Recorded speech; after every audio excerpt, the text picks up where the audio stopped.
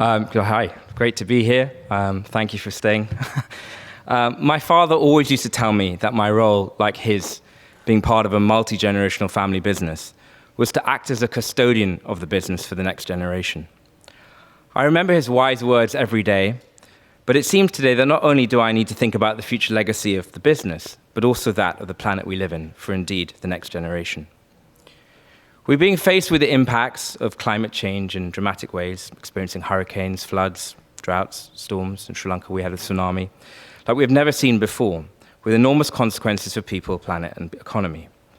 At the same time, inequalities among people across the world are growing instead of diminishing. And while we may have seen increased life expectancies, the pressures and changes in lifestyle and unplanned urbanization have brought new health threats. As Brian mentioned, I'm a director of sustainability for my fourth generation family business.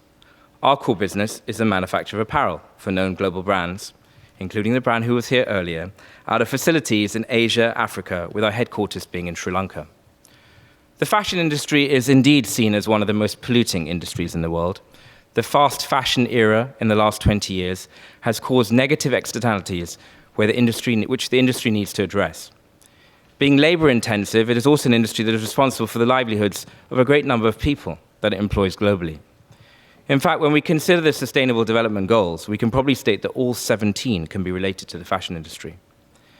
Before I outline what we have done as a company to address these challenges, I wanted to share my personal journey and my why. It was very recently that I actually began to think back about my life and try and understand what my purpose was. I'd like to express my sincere gratitude to EO for helping with tools and learning to create clarity in my thought process. I must say I had a very most fortunate upbringing and thankful to my parents. My mum is here today, so thank you. Give a round of applause. Over there, she's traveled, and my wife is here as well, for being able to provide that. Thus, you can imagine how they must have felt when I told them at age 8 that I wanted to be a paperboy. Looking back naturally, there was probably the incentive to earn extra pocket money, but I think it was also the start of me wanting to service others and give back. I've been able to note many events in my life where I've thought about others before myself, and I can clearly express the immense satisfaction I personally feel each time. I would say, though, the most life-challenging moment was in the aftermath of the Asian tsunami in Sri Lanka in 2004, where literally in a week following, I probably went through every emotion, but worked tirelessly to save lives and support bereaved families.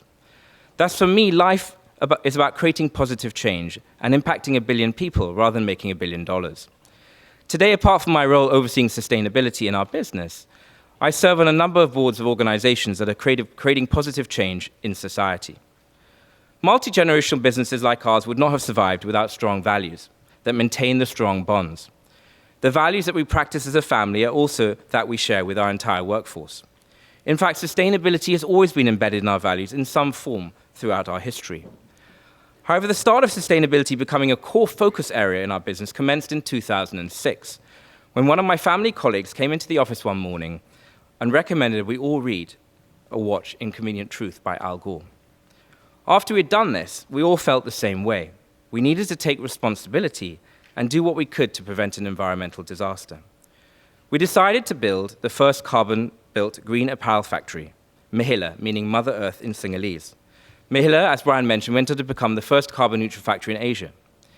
The opening of Mahila was the start of the current stage of our sustainability journey, focusing on the reduction of water use, limiting and recycling waste, reduction of energy emissions, and supporting and improving people's lives, and was implemented across our entire group. Results showed a 29% decrease in water usage and 28% decrease in energy usage. In recent years, we have linked our strategy to a number of UN SDGs, and I will outline some key initiatives we have actioned related to this specific goal. Goal 7 and Goal 13, SDG affordable and clean energy and climate change. We've invested in sustainable power, namely wind, hydro, and solar, and are generating over 130 megawatts of positive energy to the Sri Lankan grid. Last year, we installed solar panels on all our facility roofs, which creates the impact of reducing the pollution of 2,200 cars on the road. And it has not stopped there. Just a few weeks ago, we were proud to announce that our total Sri Lanka apparel operations were verified with the status of net zero emissions from energy. Life below water, round of applause, thank you, very good. Life below water. The major cause of damage is caused by plastic. One of our subsidiary companies, Eco Spindles, collects over 6 million plastic bottles a month, including from beaches, and after sorting out, converts these into fibers, which can then be used to make fabric, which I can then use to make apparel. In fact, this example of innovation to demonstrate the circular economy is something I'm most interested in, as waste generation is unfortunately one of the key challenges in the apparel industry. While we'd like to influence change in consumer behavior linking to SDG 12, responsible consumption, we realize that we also need to innovate with technology on how we can recycle. While I've outlined environmental initiatives, we must acknowledge that we need to address social aspect of sustainability as well. In our case, we employ a large workforce, many of which are women, of whom are women. Our people is also our difference is a motto we use in our organization, and we value each and every associate as a member of the extended family.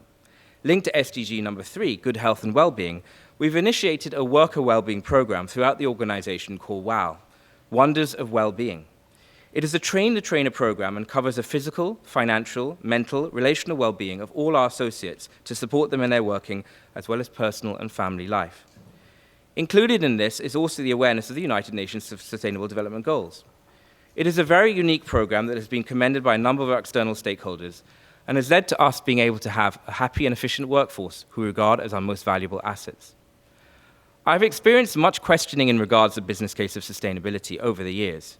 Yes, we've needed to consider longer-term financial models to look at adopting the triple bottom line.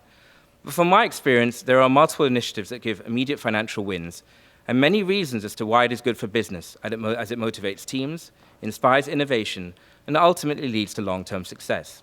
Evidence showed that Generation Z cared deeply about purpose and impact when considering employment opportunities.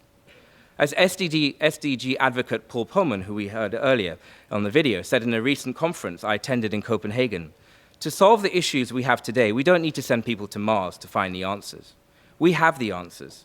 We need the right leaders and willpower, and I believe within EO we have both of these. However, no one can fix these issues in isolation.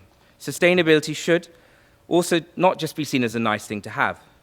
There will be a time very soon where if you're not sustainable, you just won't be in business. I strongly feel it is our interest to share and create awareness and all work together. We've seen in our industry a number of multi-stakeholder initiatives that have focused on collaboration, thereby eliminating the colonial hierarchical behavioral relationships that used to exist. In fact, the projects that PVH mentioned earlier, we are actually working with them in many of them. So I conclude with making reference to what I regard as the most important SDG, and relevant in today's context, SDG 17, partnership. Greater impact can only be realized with partnership, and the need to create impact is indeed now. We are all here today because in many ways we all share the same passion and why, wanting to make the world a better place. Let's all work together to adopt the SDGs, share ideas, and make sure our children are able to come back and have the same experiences that we have, and even come back to this stage in years to come. Thank you.